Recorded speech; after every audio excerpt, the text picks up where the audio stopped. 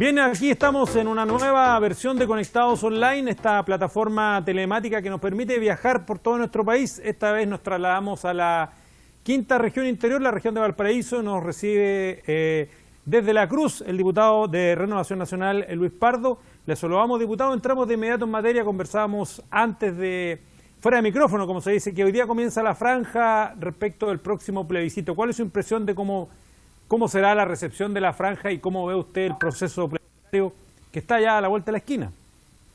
Bueno, hola Alex, gracias por esta entrevista. La verdad es que es un misterio saber cuánto interés va a concitar la franja. Por una parte, efectivamente el plebiscito ha suscitado mucho interés, sin embargo también creo que los ánimos de la gente están muy pendientes de la situación de la pandemia, de los problemas económicos asociados a la pandemia, y por lo tanto creo que las encuestas difícilmente pueden predecir cuál va a ser el comportamiento electoral y cuál va a ser la participación ciudadana. Esperamos que la franja ayude a aclarar conceptos, a entregar herramientas y argumentos para que la ciudadanía pueda tomar su mejor decisión.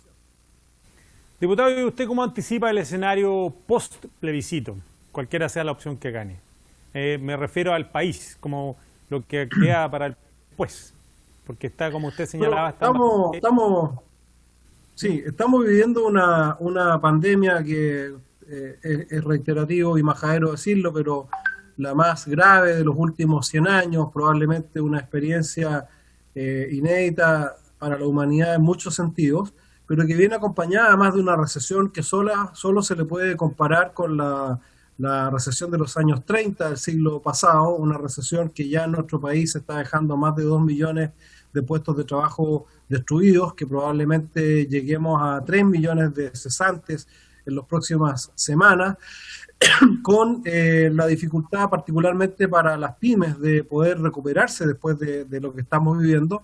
Y por lo tanto, yo creo que todos los esfuerzos del país van a estar y debieran estar concentrados en recuperar lo que habremos perdido. No se trata solamente de recuperar la economía en el sentido general del término, sino que recuperar también la calidad de vida que millones de familias de chilenos están perdiendo.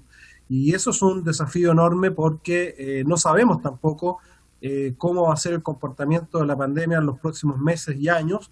Depende mucho de si existe o no una vacuna, y de cuán rápido esta vacuna pueda efectivamente cumplir lo que se espera de una vacuna. Los expertos hablan de por lo menos un año, y por lo tanto tenemos una incertidumbre económica muy fuerte por delante, que va a marcar necesariamente la pauta de la agenda política y económica de Chile y de todos los países que están sufriendo esta pandemia. Diputado, ¿y la situación local de su distrito respecto de la pandemia y también de la crisis económica asociada lamentablemente a esta enfermedad, cómo está en estos momentos?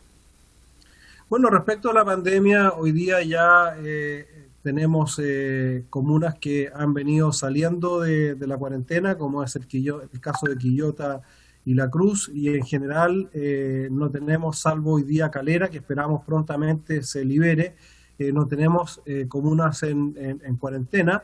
Las cifras de las últimas semanas han venido mejorando en forma sostenida, pero la situación económica, por supuesto, que es muy crítica. Nosotros tenemos acá muchos trabajadores que viven de ingresos informales o que complementan sus ingresos formales con tareas que son complementarias, como por ejemplo en el agro, muchos trabajadores que tienen un trabajo fijo y otro temporal, el caso de los dulceros de la Ligua, de los textiles de la Ligua, de los pescadores en el litoral norte, que llevan ya muchas semanas sin poder materializar las actividades que les proveen los recursos necesarios para su subsistencia, y eso desde luego que es un problema social también de envergadura, y por eso que es tan importante, por una parte, ir aprendiendo respecto de cómo comportarnos en pandemia para evitar que los índices de contagio se incrementen, pero al mismo tiempo de poder generar los espacios para, con las medidas de precaución necesarias, tener las actividades que proveen la subsistencia a millones de personas. Entonces, es una situación muy difícil y esperemos que vayamos en conjunto aprendiendo en lo sanitario y también en lo económico para aminorar, disminuir al máximo el impacto que está teniendo la pandemia y la crisis económica. Diputado, ya en el plano político esta semana en la Cámara, el Senado rechazó finalmente la acusación contra la jueza de la Corte Suprema, Silvana Donoso, y va a comenzar el estudio de una nueva acusación constitucional, esta vez contra el exministro de Salud, Jaime Mañalich. ¿Cuál es su impresión al respecto de estas dos acusaciones? Una ya fallida y otra que recién comienza. En el caso de la jueza Donoso, yo tenía al principio muchísimas dudas, sin embargo, los testimonios que dieron las relatoras y los informes que vimos durante el desarrollo de la acusación me convencieron que efectivamente había habido un notable abandono de deberes desde el momento que fue la ministra Donoso la que determinó que los informes de Gendarmería no fueran los que se tuvieran a la vista por parte de la comisión que liberó a Bustamante y a varios cientos de reos sin tener en consideración esos informes que, si bien no son vinculantes, sí son una obligación el analizarlos y considerarlos para una decisión tan relevante como esta. De manera que en el caso de la jueza Donoso hay evidentemente, a mi juicio, un abandono de deberes. En el caso del ministro Mañalich me parece realmente descabellado. El ministro Mañalich puede ser pesado, puede molestarle a mucha gente, puede haber cometido errores que, sin lugar a dudas, ¿qué país del mundo no cometió errores frente a una pandemia cuyas características todavía no terminamos de conocer?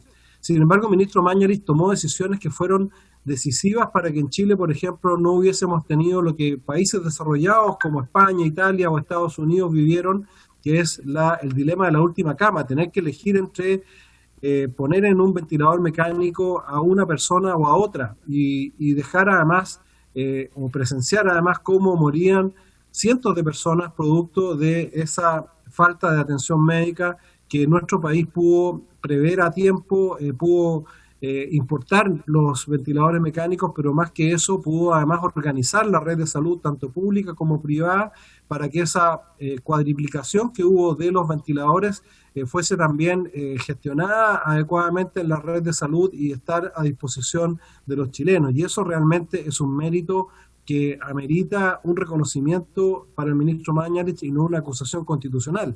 Además, el ministro se anticipó también asegurando la capacidad de hacer testeos. Chile es el país que realiza más testeos PCR en Latinoamérica. Eso significó poder tener un monitoreo de la pandemia y su propagación muy efectivo.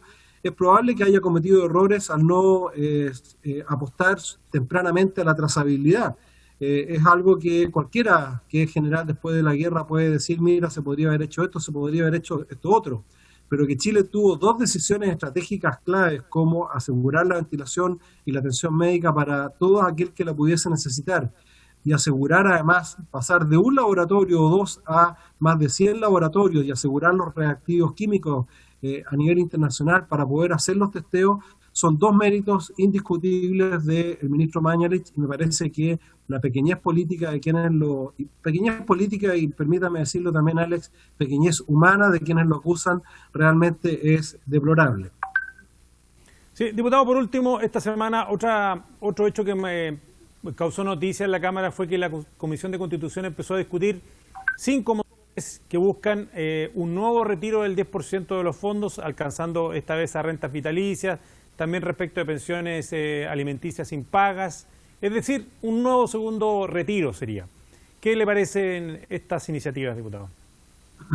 Bueno, eso demuestra que quienes teníamos aprensiones en la primera oportunidad de que esto no iba a ser la única por emergencia, como se dijo, sino que esto abría una puerta que podía traducirse finalmente en que hoy día probablemente una cantidad importante de chilenos va a quedar sin fondos para su previsión y va a quedar dependiendo únicamente del pilar solidario del Estado. Y eso yo creo que es una situación bastante compleja. Yo creo que efectivamente hay espacio para hacer algunos retiros. Por ejemplo, aquellas personas que tienen muy pocos fondos, que tienen más de 45, 50 años y que igual van a ser candidatos necesariamente a la pensión solidaria, yo sería partidario de que esas personas efectivamente puedan retirar sus fondos y salir del sistema. Pero seguir generando en forma sucesiva retiro de fondos va a traducirse en que vamos a dejar crecientemente una cantidad de chilenos sin la base, ¿no es cierto?, de su jubilación, y van a caer en ser una carga para el Estado que la vamos a tener que pagar todos los chilenos en los próximos años. Entonces yo creo que hay que estudiar muy detenidamente ese proyecto y ver cuál es el verdadero alcance que tiene.